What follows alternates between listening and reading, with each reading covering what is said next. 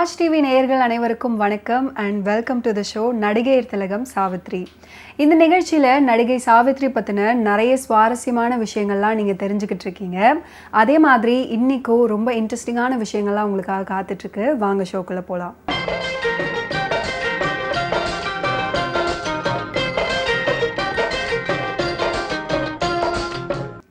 மகாநடிகை சாவித்ரியுடைய கரியரில் ஒரு முக்கியமான திரைப்படம் தான் பிராப்தம். இந்த பிராப்தம் படம் பார்த்தீங்கன்னா 1971 வெளிவந்தது. இந்த திரைப்படத்தை சாவித்ரியே ப்ரொடியூஸ் பண்ணியிருக்காங்க. அண்ட் அது மட்டும் இல்லாமல் இந்த திரைப்படத்தில் சிவாஜி கணேசன் இவங்களோட பேரா நடிச்சிருக்காங்க. நடிகை சாவித்ரி பார்த்தீங்கன்னா இந்த படத்தை ப்ரொடியூஸ் பண்ணி டைரக்டும் பண்ணியிருக்காங்க. சாவித்ரி தன்னுடைய 3 வீடுகளை அடமானம் வைத்து இந்த படத்தை ப்ரொடியூஸ் பண்ணியிருக்காங்க. ஆனால் இந்த படம் பெரும் தோல்வி அடைந்தாலும் இந்த படத்துடைய பாடல்கள் அனைத்துமே வெற்றி பெற்று இன்னைக்கும் தமிழ் ரசிகர்களால் விரும்பி கேட்கப்படுது. இந்த படத்துடைய மியூசிக் டைரக்டர் யாருன்னு பார்த்தீங்கன்னா MS விஸ்வநாதன் அவர்கள். ஆக்ட்ரஸ் சந்திரகலா இந்த படத்தின் மூலமாக தான் தமிழ் சினிமாவுக்கு அறிமுகமானாங்க. அண்ட் இந்த படம் மூக மனசுலு அப்படின்ற தெலுங்கு படத்துடைய தமிழ் ரீமேக்கும் கூட. இந்த பிராப்தம் திரைப்படத்தில் சாவித்ரி மற்றும் சிவாஜி கணேசனோட இணைந்து SV Ranga Rao, MN Nambiar, Srikanth, Ramu, Chandrakala, Nagesh, CK Saraswati, செந்தாமரை, SR ஜானகி இவங்கெல்லாம் நடிச்சிருக்காங்க.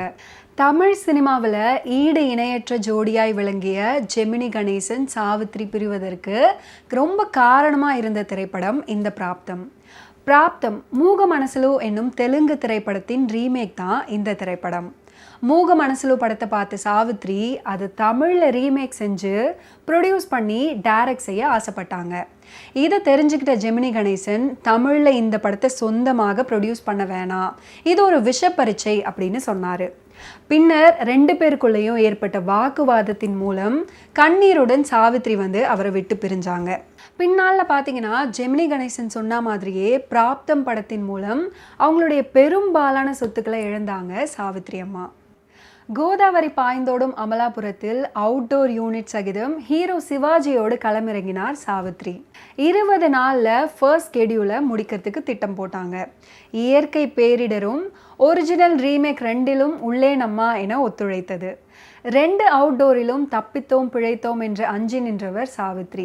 அந்த நிகழ்வு பற்றி ஒரு இன்டர்வியூவில் சாவித்ரியே சொல்லியிருக்காங்க. ராஜமகேந்திரபுரம் ஓடத்தில் நாகேஸ்வர ராவுடன் மூக மனசுலு படத்துக்கான ஷூட்டிங். அப்போது படகின் விளம்பில் என்னை நோக்கி பாடும் ஹீரோவை பார்த்தவாறு நான் வர வேண்டும். சட்டென்று திரும்பும் போது தவறி நதியில் விழுந்துட்டாங்க. நல்ல ஆழம், சுழல் வேகம் கூடிக்கொண்டே இருந்துச்சு. நான் இல்லாததை அறியாமல் ANR பாடலை தொடர்ந்தார். போட் என்ன மறந்து நகர்ந்து சென்றது. தண்ணீரில் தத்தளித்தவாறு அதன் பிடியை தேடி நீரில் அலைந்தேன். சாவித்ரியுடைய அலறல் சத்தம் படகோட்டியின் காதில் விழவே இல்லை. நல்ல சமயம் ANR சாவித்ரி அலறதை கேட்டாங்க. உடனே ஸ்டாப் ஸ்டாப் என்று கத்தியும் படகோட்டி நிறுத்தலை.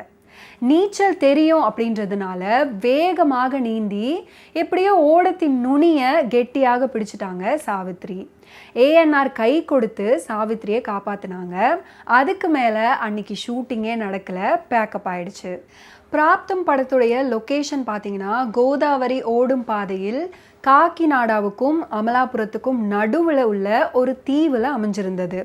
போட் மூலமாகவே அங்கே போய் வர முடியும். சிவாஜிக்கும் மற்ற ஆர்டிஸ்ட்டுக்கும் தங்குவதற்காக ஒரு ஸ்மால் ஹட்ஸ் போட்டாங்க. ஆனால் இவங்க எல்லாரும் போன நேரம் பார்த்தீங்கன்னா சூறை காற்றும் பேய் மழையும் வந்திருந்துச்சு. சிவாஜி உட்பட எல்லாருமே சூறாவளியில் சிக்கிக்கிட்டாங்க. ஓடக்காரர் இந்த காற்று மழையில் என்னால் அக்கறையிலலாம் கொண்டு சேர்க்க முடியாதுன்னு ரொம்ப தீர்மானமாக சொல்லிட்டாரு. படகை எடுக்கவே மறுத்தாரு. ஆனால் சாவித்ரி என்ன பண்ணாங்கன்னா ரொம்ப ரெக்வஸ்ட் பண்ணி அவரை படகு எடுக்கிறதுக்காக கேட்டிருந்தாங்க. அவங்க ரொம்ப கெஞ்சி 1000 ப்ளீஸ் போட்டதுக்கப்புறம் படகோட்டி சரி நான் உங்களை அக்கறையில் சேர்க்குறேன் அப்படின்னு ஒத்துக்கிட்டாரு. இந்த நேரத்தில் பார்த்தீங்கன்னா சிவாஜி கணேசனும் மழையில் ரொம்ப தொப்பக்கட்டையாக நனைஞ்சிருந்தாரு. ஒரு வழியாக மறுக்கரைக்கு எல்லாருமே வந்து சேர்ந்துட்டாங்க. படகை விட்டு இறங்கின உடனே சிவாஜி பார்த்தீங்கன்னா சாவித்திரியை ரொம்ப கண்டிச்சிருக்காரு.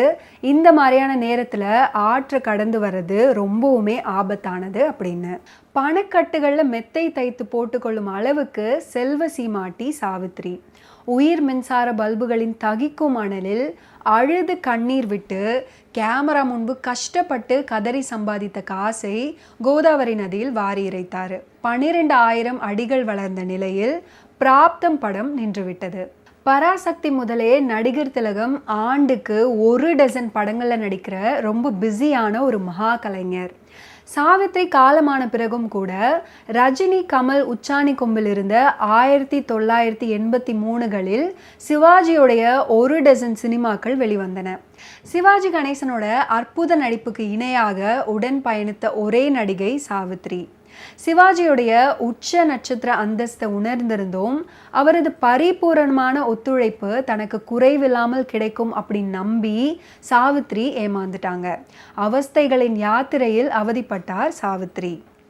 ஓகே வியூவர்ஸ், இன்னைக்கு நிகழ்ச்சியில் சாவித்ரியோட கெரியரில் ஒரு வெற்றி படத்தை பற்றி நம்ம பார்த்தோம். அண்ட் அதுக்கு பின்னாடி நடந்த சுவாரஸ்யமான விஷயங்களையும் நம்ம பார்த்து தெரிஞ்சுக்கிட்டோம். இதே மாதிரி இன்னொரு சூப்பரான நிகழ்ச்சியில் நான் உங்களை வந்து மீட் பண்ணுறேன். அன்டில் தென் டாரா பாய் சொல்லிக்கிறது நான் உங்கள் யாதவி.